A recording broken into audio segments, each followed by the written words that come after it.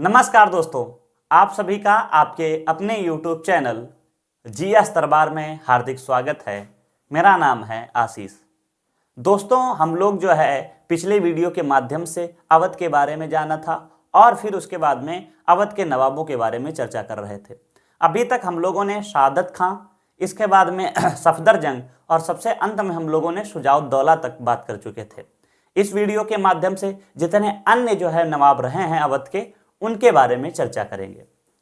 अभी तक अवध से संबंधित 2 वीडियो कह सकते हो हमारे प्लेटफार्म पर जो है अपलोड हो चुके हैं। तो जिन लोगों ने उन वीडियो को नहीं देखा है, मैंने डिस्क्रिप्शन में उसकी लिंक दे दी है, आप वहां से देख सकते हैं। उसके बाद में अगर आप यहां से देखेंगे तो कहानी और थोड़ा आपको स्पष्ट रूप से समझ में आएगी। तो आइए शुरू करते हैं आगे आसफुद्दौला से।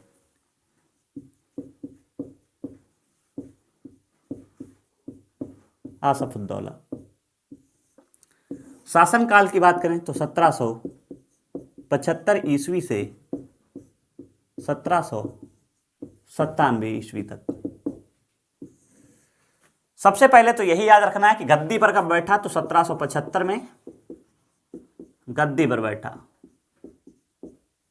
गद्दी पर बैठा दोस्तों, शहादत खां ने जो है अवध की राजधानी फैजाबाद को बनाया था, लेकिन इसने राजधानी को स्थानांतरित करके लखनऊ को बनाया। तो बहुत ही महत्वपूर्ण ये है बिंदु कि इसने अपनी राजधानी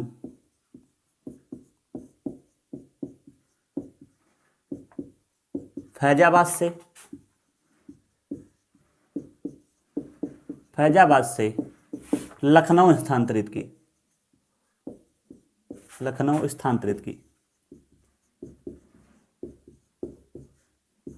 बहुत ही इंपॉर्टेंट कह सकते हो पॉइंट है ये। पूछा जाता है किस नवाब ने अपनी राजधानी फैजाबाद से लखनऊ स्थानांतरित की थी, तो हम क्या बताएंगे? आसफुद्दौला बताएंगे। अब क्या होता है, 1775 में ही एक संधि होती है अंग्रेजों के साथ, फैजाबाद की संधि अंग्रेजों के साथ। किसके साथ? फैजाबाद की संधि अंग्रेजों के साथ।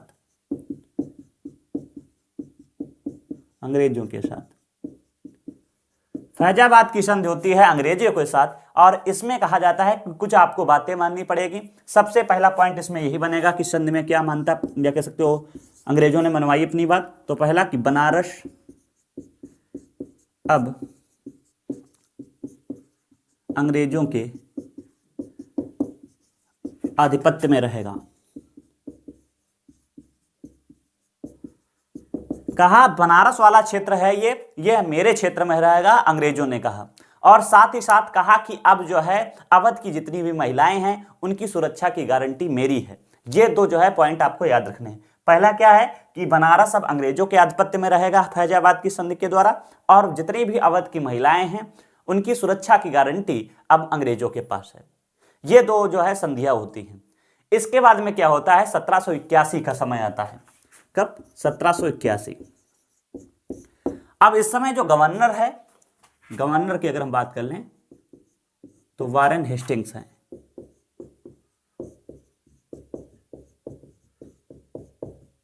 अब वारेन हेस्टिंग्स क्या होता है, जबरदस्ती मिडलटन को भेजता है और कहता है जाओ इन लोगों से जो है कर वसूल करिए, टैक्स वसूल करिए। जब ये बात पता चलती है वहां इंग्लैंड में, तो बर्क नामक एक जो है कह सकते हो न्यायाधीश थे, उन्होंने क्या किया, इस पे वारेन हेस्टिंग्स पे महाभियोग लगा के इसको जो है पद से हटा दिया। ये पॉइंट याद रखना, जब हेस्टिंग्स के बारे में हम लोग पढ़ रहे होंगे, या कह सकते हो गवर्नर जनरल वायसराय के बारे में पढ़ रहे होंगे, तो वहां पे पॉइंट याद रखना है। इसके बाद में क्या होता है, 1784 का समय आता है। 1784 में इसने बड़ा इमामबाड़ा का निर्माण कराया।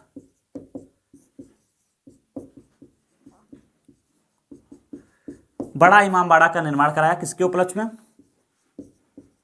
मुहर्रम के उपलक्ष्य में। मुहर्रम को मनाने के लिए बड़ा इमामबाड़ा का निर्माण कराया। कहा जाता है कि ये जो शासक था आसफुद्दौला, ये बहुत ही योग्य शासक था, साथ ही साथ जनता के हित में काम करता था। कहा जाता है, कहावत है आसफुद्दौला के बारे में कि जिसको ना दे मौला उसको दे आसफुद्दौला। ये एक कहावत है। कह रहा था कि अगर कोई मौला या कह सकते हो ईश्वर या भगवान अगर किसी को नहीं दे रहा है तो उसको कौन दे सकता है? आसफुद्दौला दे सकता है। बहुत ही दयाकारी व्यक्ति था। कहा जाता है 1784 की तरफ या उससे पहले 1783 में अकाल पड़ जाता है, कह सकते हो सूखा पड़ जाता है, भूखमरी आ जाती है इसके क्षेत्र में। तो इसने लोगों को रोजगार देने के लिए क्या किया, इमाम बाड़ा का निर्माण कराना शुरू कराया। और रूमी दरवाजा आपने सुना होगा, ये किसने बनवाए थे, तो आसफुद्दौला ने बनवाए थे लोगों को रोजगार देने के लिए। और आप सभी को पता है कि आज जो है यही दोनों बिल्डिंग भारत की धरोहर में से एक शामिल है। बाहर से दूर दूर से विदेशों से व्यक्ति इन लोगों को देखने आते हैं, ये रूमी दरवाजा इमाम बाड़ा को देखने आते हैं। इसके बाद में क्या होता है, आप सभी को पता है कि 1797 में इसकी मृत्यु हो जाती है। तो ये शासनकाल रहा है आसफुद्दौला का। देखो इसमें 2-3 पॉइंट बहुत ही जरूरी हैं, आपको याद रखना। पूछा जाएगा फैजाबाद की संधि अंग्रेजों के साथ अंग्रेजों ने किसके साथ की थी, तो बता देंगे आसफुद्दौला के साथ। इसके अलावा पूछा जाएगा कि इसकी जो अवध की राजधानी फैजाबाद थी उसको लखनऊ किसने स्थानांतरित किया, तो बताएंगे आसफुद्दौला। और बड़ा इमामबाड़ा का निर्माण किसने कराया, आसफुद्दौला।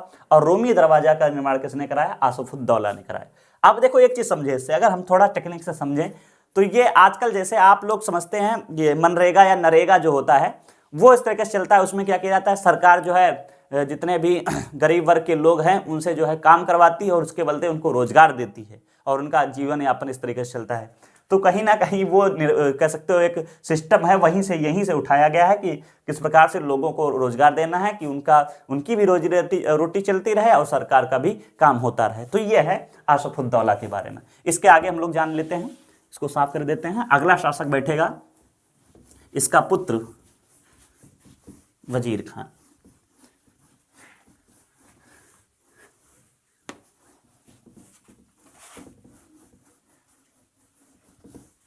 अब हम लोग हेडिंग क्या डालेंगे, वजीर अली। वजीर अली ये कब से कब तक बैठा, 1797 से 1798। ये ज्यादा दिन तक गद्दी पर नहीं बैठ पाता है, क्यों, क्योंकि इसका जो कह सकते हो चाचा था सआदत अली खान द्वितीय, वो जो है अंग्रेजों की मदद से गद्दी पर बैठ पाता है। तो बहुत ज्यादा 4 से 5 महीने ये गद्दी पर बैठ पाता है और इसके शासनकाल में कोई ज्यादा महत्वपूर्ण बिंदु नहीं है। बस ये गद्दी पर बैठा था किसके बाद में, क्योंकि क्या होता है अच्छे पेपर में जैसे पीसीएस हो गया, इसमें क्या होता है कि एक तरफ जो है नवाब दे देगा, एक तरफ शासनकाल दे देगा, इसको सुमेचित करिए, या इस तरीके दे देगा कि इनको क्रमबद्ध कीजिए। तो वहां पे आपको पता होना चाहिए कि सबसे पहले कौन बैठा था, शहादत खां बैठे थे, फिर सफदरजंग बैठे, फिर शुजाउद्दौला बैठे, उसके बाद में अभी आपने पढ़ा आसफुद्दौला बैठे, उसके बाद में आप कौन बैठे हैं, वजीर अली। इस तरीके से क्रम इनका पूछा जाता है, तो आपको क्रम याद रखना है। तो आइए अब आगे हम लोग बात करेंगे इनके चाचा के बारे में। सआदत अली खां द्वितीय 1798 से 1814 ईस्वी तक। अब आप सभी को पता है कि ये अंग्रेजों की मदद से गद्दी पर बैठा था। तो सबसे पहला पॉइंट ये है कि यह जो है यह आसफुद्दौला का भाई था, पहले ये लिख लेते हैं, दौला का भाई था। यह अंग्रेजों की मदद से गद्दी पर बैठा। अब जैसे ही, क्योंकि भाई अंग्रेजों की मदद से गद्दी पर बैठा था और इस समय आप सभी को पता होना चाहिए गवर्नर कौन है, गवर्नर हैं लॉर्ड वेलेजरी। लॉर्ड वेलेजरी अपने साथ लेकर आया था सहायक संधि, और इनके पास भी सहायक संधि का पत्र भेजता है। जैसे मैंने जब आपको मैसूर में बताया था कि 1799 में लॉर्ड वेलेजरी ने जो है टीपू सुल्तान के पास सहायक पत्र भेजा था। तो आसपास जितने क्षेत्र मैंने बताया था, जितने कमजोर राजा होते थे उनके पास भेजते थे।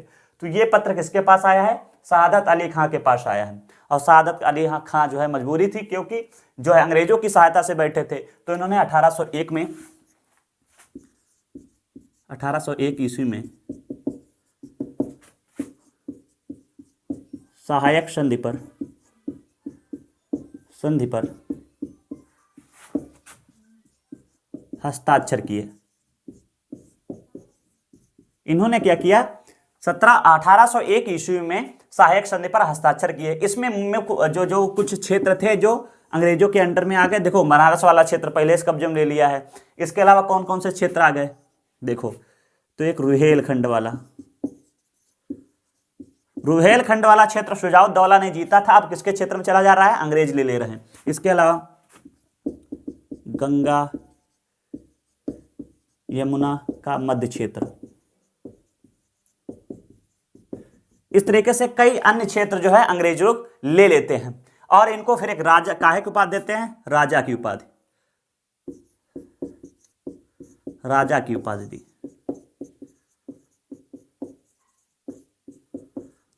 कह सकते हो लॉर्ड वेलेजली ने इनको अब सहायक संधि के माध्यम से अपने में मिला लिया और साथ ही साथ फिर इन्हें जो है राजा की उपाधि दी। तो पूछा जाएगा किस अवध नवाब को जो है लॉर्ड वेलेजली ने राजा की उपाधि दी थी, तो हम बताएंगे शहादत अली खां द्वितीय, या ऐसे भी पूछा जा सकता है कि शहादत अली खां द्वितीय को राजा की उपाधि किसने दी थी, तो लॉर्ड वेलेजली ने दी थी। इस तरीके से पॉइंट बनते हैं।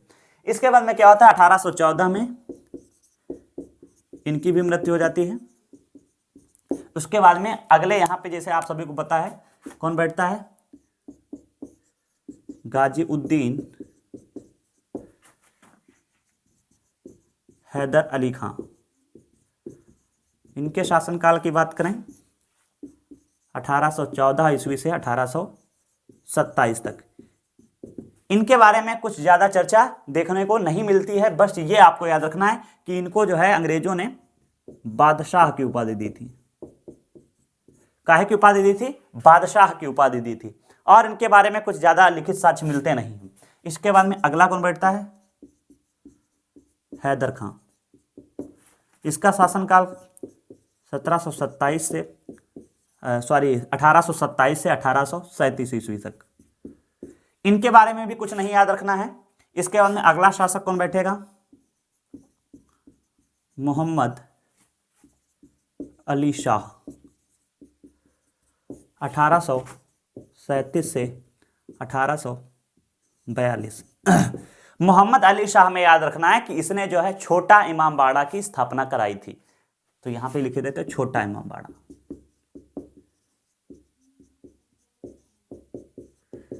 बड़े इमामबाड़ा की किसने, आसफुद्दौला, और छोटे इमामबाड़ा की निर्माण किसने कराया, मोहम्मद अली शाह। इसके बारे में और कुछ नहीं याद रखना है। इसके बाद में मोहम्मद अली शाह के बाद में गद्दी पर कौन बैठता है, तो हम बताएंगे अमजद अली 1842 से 1847। और अंत में कौन बैठता है, यहां पे लिख देते हैं वाजिद अली शाह।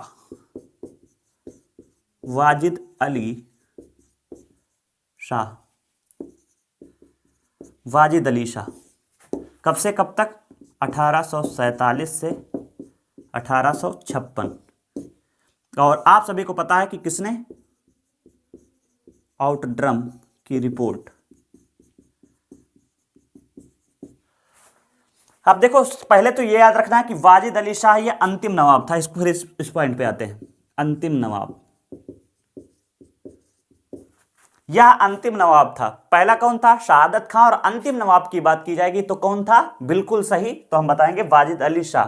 देखो आउटड्रम ने एक जो है रिपोर्ट पेश की, इसमें कहा कि आप अच्छे तरीके से शासन नहीं चला रहे हैं, और इस समय गवर्नर की बात करें कौन है, लॉर्ड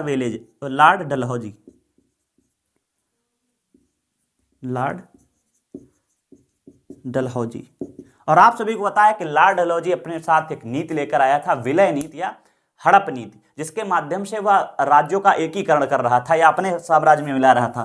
तो आउटड्रम की रिपोर्ट एक पेश की गई जिसमें कहा कि आप अपने शासन को अच्छे तरीके से नहीं चला रहे हैं, आपका शासन कुशासन की ओर जा रहा है, जिसके चलते लॉर्ड डलहौजी ने क्या किया, 4 फरवरी 1856 में क्या किया, इन्होंने जो है अवध राज्य का विलय कर लिया, ब्रिटिश साम्राज्य में मिला लिया, जिसमें सतारा हो गया, जैतपुर हो गया, ये वाले क्षेत्र जो है अपने अंडर में ले लेता है। इस प्रकार से अवध का जो है एकीकरण हो जाता है, या कह सकते हो अवध पूरा क्षेत्र जो है अंग्रेजों के कब्जे में चला जाता है। तो अभी तक अगर हम लोग बात करें तो कौन कौन सी शक्तियां बात की हैं, हम लोगों ने सबसे पहले कह सकते हो जाट पढ़े, सिख पढ़े, मैसूर वाला क्षेत्र पढ़ चुके हैं, और इसके बाद में ये अवध वाला क्षेत्र पढ़ चुके हैं, राजपूत भी हम लोग पढ़ चुके हैं। इतने हम लोग चैप्टर पढ़ चुके हैं। इतनी जो नवीन राज्यों में शक्तियां हैं उसके बारे में पढ़ चुके हैं। अब आगे हम लोग बंगाल राज्य के बारे में पढ़ेंगे, और उसके बाद में हम लोग मराठा या कह सकते हो पेशवा के बारे में पढ़ेंगे। इसके बाद में जो नवीन राज्य थे वो समाप्त हो जाएंगे। हाँ, एक और मैंने निजाम के बारे में भी आपको पढ़ाया है। तो आप सब अपनी तैयारी को धार देते रहिए और ज़्यादा से ज़्यादा लोग लगातार जुड़े रहिएगा, जिससे कि हमें भी और ज़्यादा मनोबल बढ़ेगा कि और वीडियो बनाएं और अच्छे तरीके से आपको समझाएं। तो आपको भी आनंद आएगा पढ़ते हुए, और मुझे भी पढ़ाते हुए आनंद आएगा। हम लोग दोनों लोग कह सकते हो साथ में मिलकर पढ़ रहे हैं। तो एक बार इसको मैं फिर दोहरा देता हूँ कि शहादत अली खां 1798 से 1814 ईस्वी तक गद्दी पर बैठा। यह आशफुद्दौला का भाई था। इसने अपने कह सकते हो क्या बोलेंगे उसको, भतीजे को गद्दी से हटा के, यह जो वजीर अली थी उसको गद्दी पर हटा के स्वयं गद्दी पर बैठ जाता है अंग्रेजों की मदद से। इसके बाद में क्या होता है, 1801 में लॉर्ड वेलेज अली ने सहायक संधि के माध्यम से इसको हस्ताक्षर करवाता है, और रुहेलखंड गंगा यमुना का क्षेत्र जो है ले लेता है। इसके बाद में इसे राजा की उपाधि देता है, और 1814 में इसकी मृत्यु हो जाती है। उसके बाद में गाजुद्दीन हैदर अली खां बैठते हैं। इसमें कुछ नहीं याद रखना है, बस ये याद रखना है कि उसको बादशाह की उपाधि दी गई। इसके बाद में मोहम्मद अली शाह, इसने छोटा इमामबाड़ा बनवाया। अमजद अली के बारे में कोई भी कह सकते हो पॉइंट नहीं मिलते हैं। इसके बाद वाजिद अली शाह, ये अंतिम नवाब था, और आउटरम की रिपोर्ट के अनुसार इसने एक आरोप लगाया कि जो है आप कुशासन कर रहे हैं, या अपने जो शासन को अच्छे तरीके से भली भांति से चला नहीं पा रहे हैं, आपसे जनता जो है नाखुश है। जिसके चलते जो है लॉर्ड डलहौजी ने हड़प नीति के माध्यम से 4 फरवरी 1756 को अपने शासनकाल में इसको मिला लेते हैं। इस प्रकार से अवध का हो जाता है विलय, और जो वाजिद अली शाह थे ये 1857 की क्रांति में उसमें मिल जाते हैं। तो जब कभी नंबर लगेगा 1857 की क्रांति का, तो फिर हम लोग वहाँ पे इनके बारे में थोड़ा बहुत जानेंगे। तो इस वीडियो में बस इतना ही रखते हैं। आप सभी को ये वीडियो कैसा लगा है कमेंट करके जरूर बताएं।